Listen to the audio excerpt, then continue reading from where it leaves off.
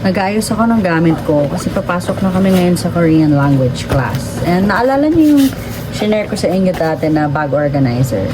Ito siya. Lagi ko na talaga siyang ginagamit kasi ang ganda ng quality nito. Plus, hindi nasabog-sabog yung gamit ko talaga sa bag. Ang dami ko rin nalalagay na gamit, so maganda talaga siya.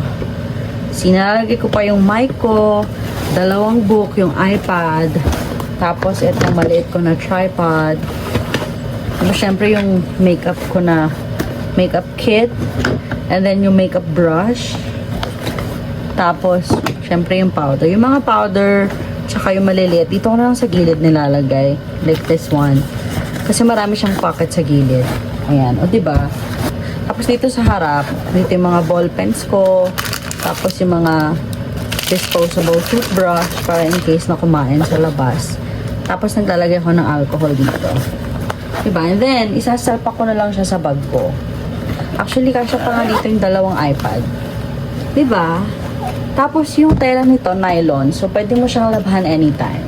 Yung iba kasi yung mga organizer na nabili ko, isang laba lang, tapos parang naghihimulmul na siya. So, ito, perfect talaga siya kasi parang water resistant na din.